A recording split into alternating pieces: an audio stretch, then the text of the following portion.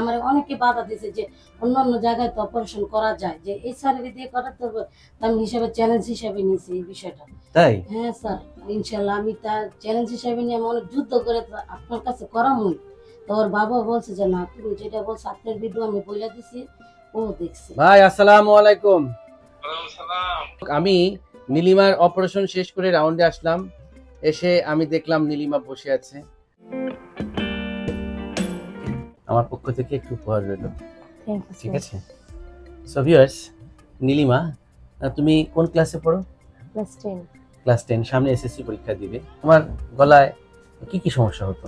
গলা ব্যথা হতো, খাবার খেতে কষ্ট হতো, আচ্ছা, তারপর মানে মাথা নিচে করতে পারতাম না ব্যথা। এই সমস্যাগুলো হতো। তো এরকম সমস্যা আপা কত বছর ধরে ও ভুগতেছিল? কত বছর? 4-5 বছর। যদি কোনো মানুষের গলার মধ্যে বারবার ব্যথা হয়, গিলতে কষ্ট হয়, খেতে কষ্ট হয়, মাথা ব্যথা করে, তাহলে কিন্তু একটি মানুষ সুস্থ স্বাভাবিকভাবে চলতে পারে না। বিশেষ করে যারা স্টুডেন্ট, তাদের কিন্তু পড়ালেখায় মারাত্মক বিঘ্ন ঘটে, তাই না? এক্ষেত্রে তো তোমার মনে হয় পড়ালেখার সমস্যা হতো, রাইট? তো নীলিমা যখন এই কষ্টগুলোর কথা আমার সঙ্গে শেয়ার করলো, নীলিমা এবং নীলিমার আম্মু, তখন আমি তার গলাটা প্রথমে চেক করি।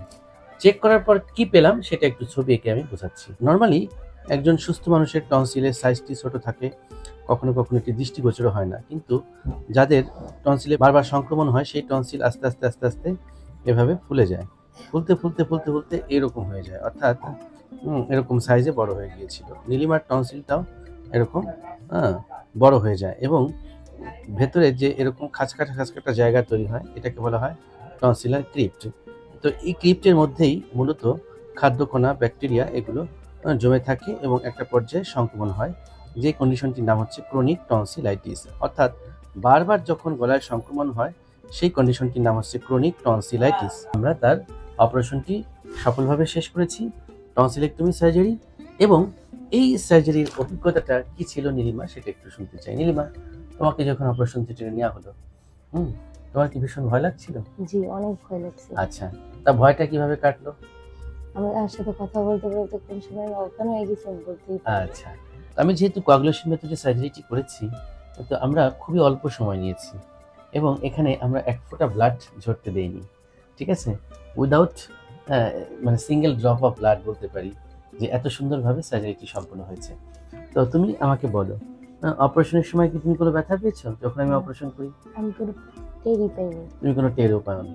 নীলিমার ছোট ভাই, ঠিক আছে, তোমার নাম কি? হ্যাঁ, তোমার মোট কয়টা নাম?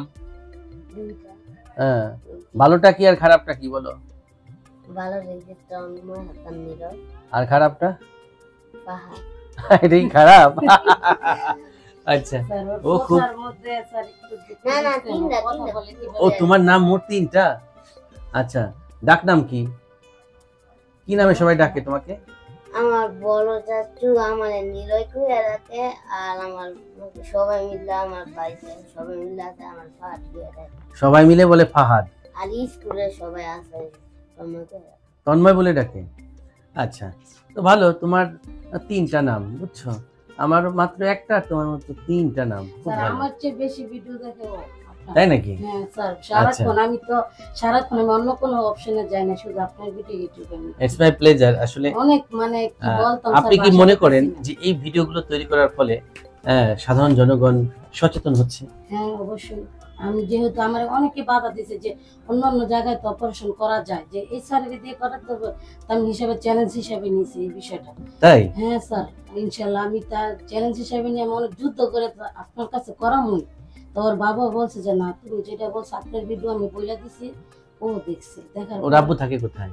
ওর আব্বু স্যার আছে দুবাইতে আছে। ও তাই নাকি?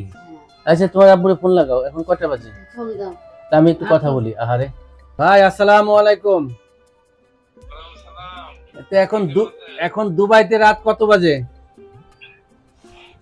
এখন বাজে 6 মিনিট কম আছে, 11টা। ও রাত 11টা না? রাত 11টা। ও আচ্ছা, আচ্ছা আচ্ছা, আমাদের এখানে তো বেজে গেছে প্রায় 1টা না? 1টা বাজে। তো যাই হোক, আমি নীলিমার অপারেশন শেষ করে রাউন্ডে আসলাম, এসে আমি দেখলাম নীলিমা বসে আছে।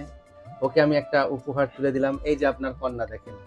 হ্যাঁ, এবং আমাকে বলল স্যার আমার সাথে একটা ভিডিও লাগবে, আপনার ছেলে নিলয় ও তো মারাত্মক ট্যালেন্ট, ও বললো ওর মোট 3টা নাম। হ্যাঁ, তো 3টি নাম শুনলাম। এই যে ভাবি তো আমাকে দাওয়াত দিয়ে বসলো আপনাদের বাড়িতে, তা আমি কথা দিলাম আপনি আসলে নিশ্চয়ই যাবো আপনাদের বাড়িতে, ঠিক আছে? তা আসলে ভালো লাগছে যে ওর অপারেশনটা আমি একদম সাকসেসফুলি শেষ করতে পেরেছি। আপনি একদম দুশ্চিন্তা মুক্ত থাকেন, ঠিক আছে? এবং ওর যে বারবার যে গলায় ব্যথা করতো, সংক্রমণ হতো, টনসিল ফুলে যেত, লিম্ফ নোড ফুলে যেত, মাথা ব্যথা করতো, এই জিনিসগুলো আশা করছি এখন থেকে আস্তে আস্তে কমে যাবে এবং কিছুদিনের মধ্যে পুরোপুরি চলে যাবে, ঠিক আছে? আপনি দোয়া করবেন। হ্যাঁ, ওকে, আসসালামু আলাইকুম। আসসালামু আলাইকুম, থ্যাংক ইউ। এই যে প্রবাসী ভাইটি আসলে দেখুন সেই দুবাইতে বসে আপনাদের জন্য কিন্তু কষ্ট করতেছে, তাই না? একটা অপারেশন হয়েছে, এর মধ্যে তো কয়েকবার মনে হয় ফোন দিয়ে জানছে, তাই না? এখন মনে করেন যে আমার মুখ থেকে শুনলো, তার কিন্তু এখন শান্তিতে ঘুমাবে, ঠিক কিনা?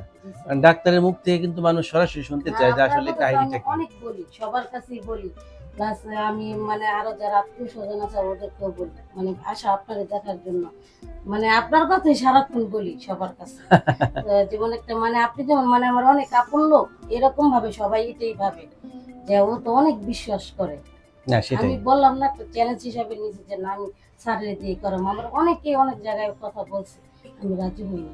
যাই হোক, আসলে আমি চাই এই ভিডিওগুলোর মাধ্যমে আপনারা সচেতন হবেন, সচেতন হয়ে আপনি সঠিক চিকিৎসক নির্বাচন করবেন। বাংলাদেশে এখন অনেক ENT স্পেশালিস্ট চিকিৎসক তৈরি হয়েছে, যারা দেশ বিদেশ বিভিন্ন জায়গা থেকে মানে প্রশিক্ষণ নিয়ে সুপ্রতিষ্ঠিত হয়েছেন। তো আমি চাই যে আপনারা সঠিক সময়ে সঠিক চিকিৎসক নির্বাচন করবেন, দক্ষ চিকিৎসক নির্বাচন করবেন, যাতে করে আপনার স্বাস্থ্যটা ভালো থাকে। কারণ আপনার স্বাস্থ্য ভালো থাকলেই আপনি ভালো থাকতে পারবেন। দিন শেষে স্বাস্থ্যই সকল সুখের মূল।